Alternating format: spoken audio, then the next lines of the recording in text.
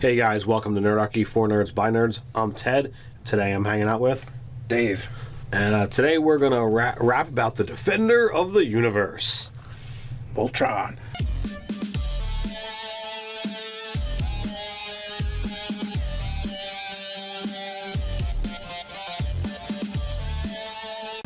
Head down in the description below where you can find Nerdarchy, the newsletter, gain weekly tips as well as learn how to game with Nerdarchy. So Netflix has recently announced the series Voltron. Oh, no, they didn't announce it. Sorry. They debuted. They released it. They released it. I've been waiting for this one for quite some time. Many months of anticipation. I had to bug your nephew for a while to get him to watch it. But you know what? He called me last night, and he's like, "You know what I did over the last 2 days? I watched Voltron." And I'm like, "That's right, you did." When did he call you last night? He's camping. He called me between like 5:30, 6:30. Okay, it was before he left for camp. I'm like, that's weird. Yeah, so one animation is very similar, but to the original animation, but I mean it's updated and crisper. Right. They really capture the flavor of the original. Right, hold on. We are going to talk spoilers, so we are. I didn't know if we were going to talk spoilers or not. Oh, we'll mention some things that are got some spoilers. So okay, thumbs up. I've watched all 11 episodes that are there. I want more. If you haven't watched it, go watch it and then come back to this video. Right, or if you don't care about spoilers, you can continue to watch it. That works too.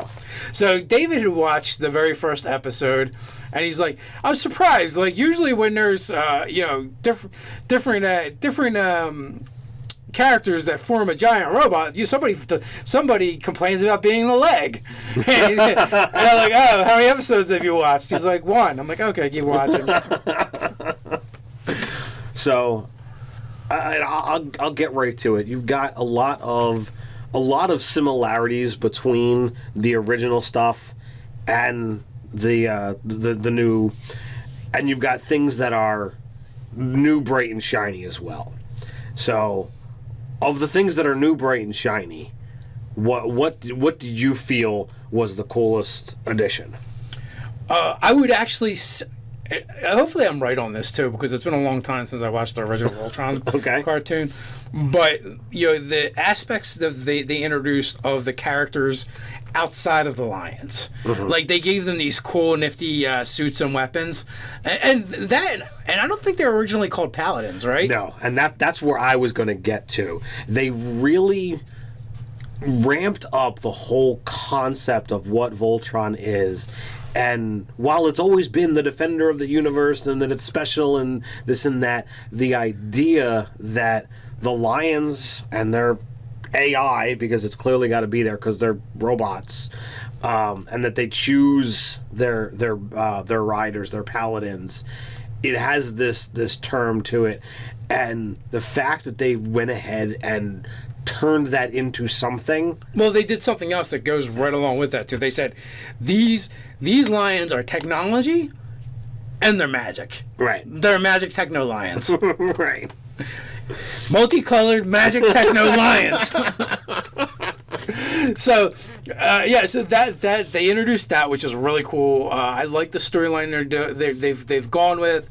They made it feel a lot more organic and I guess, for about lack of a better word, believable. In the Voltron universe, they still they still do some things where they're still targeting a younger audience. Like there's a little bit of hokiness with like the comedy type stuff that happens in there. It's okay. It's a little corny, but I can get over it. I can definitely see where they're coming from and the desire to appeal to a younger audience, and they may also be harkening back to the original episodes as well. There is so much ties to the original stuff, and you know what? There's one thing that kind of disappointed me. What was that? I wanted them to call them robeasts. Oh, they sadly never called them robeasts. They had not called them robeasts, but we'll see where things get to. But you still got Witch Hagar. You still have the space mice. Yes. Now, if you watch the original series and you found the space mice corny and annoying, don't worry. They are not overshadowing, but they do get their moments, so it's cool. Well, actually, they actually do explain like why they're important, and they made that part kind of. They rationalized it. Yes, they used something that made sense so that they were still there. It had that nostalgia-esque moment, and the series is littered with it. My favorite nostalgia moment was episode 6. So again, spoiler alert: they start to fly the castle, and they start going through the engine sequence, and when the counselor totally said Dinotherm's connected, like I bursted out in laughter, giddy smiles, because that's what they always said every time Voltron had to form to connect.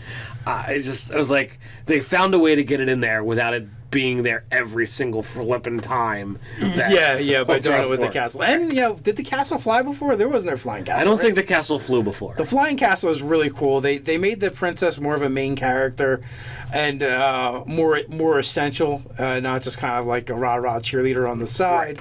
Right. She exhibits some really cool leadership skills and talents, as well as some other things as well that I won't mention. You guys can watch, because there's some things that we don't even learn about until the very end. Right. There's 11 episodes go by really fast. They do. Even David was like, they have to make more of these. Well, I'm like, you probably have at least another year to wait. Oh God, I don't want to hear that. So all in all, I enjoyed it. I thought it was good. It was great nostalgia. I went through all 11 episodes like that. Before we wrap it up, 6 hours. 6 hours of Voltron. So somewhere in there, because your first episode is more like an hour and a half. Is it an hour and a half? I think so. Okay. So you get a chunk there, and then it's small clips thereafter. Yeah. What was your favorite character the same from the original to the new, or was there a change? My memory's not as good as yours, Ted. Like I can't say. I really like the Black Paladin and the Black Lion. Shiro. Shiro had a really cool story that they introduced. David's favorite was the Red Lion. Keith. Keith, and I don't even know if were they the same ones. I know most of them are the same. I believe Lance was the pilot of the Red Lion initially. Keith was the pilot of the Black Lion, and they added Shiro. Now there was initially another Voltron pilot in the original series that died, and it was replaced by Allura, and she piloted the Blue Lion. So in this one, there was a shift. Lance moved to the blue, Keith moved to the red, and they put Shiro into the black. Now I don't know, speculation as to what's going to happen before. Now I tend to favor leadership type characters. So originally I dug Keith. If watch the Ninja Turtles, I'm all about Leonardo. I was really impressed with Pidge in this particular series. Yeah, Pidge is a cool character. And that character arc. So I'm leaning towards Pidge as my go-to for who I'm enjoying their story the most. But Pidge don't have no robo arm. Pidge does not have a robo arm that was given to him by the bad guys. Yeah. Pidge has some cool plot twists. I'm expecting some more stuff from the Shiro character. Absolutely. The Keith character, like all the characters are solid. Like there's like the least. The character that I like the least is got to be the Chancellor guy. Duran. Yeah, and even he's not too terrible. He's kind of the little bit of the comic relief. Yeah.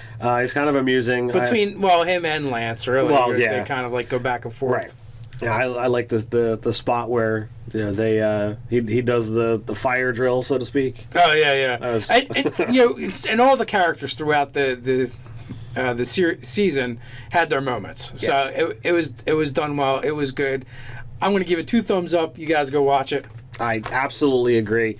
I'm probably going to have to rewatch it again soon because it just was that good.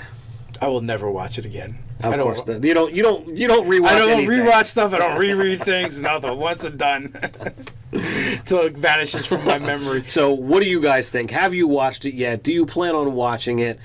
If you have watched it, what is your favorite moment? Put your comments down below while you're at it. Like, share, even subscribe. You can reach out to us on Facebook or Twitter and let us know if we should D&D eyes Voltron. So until next time, stay nerdy.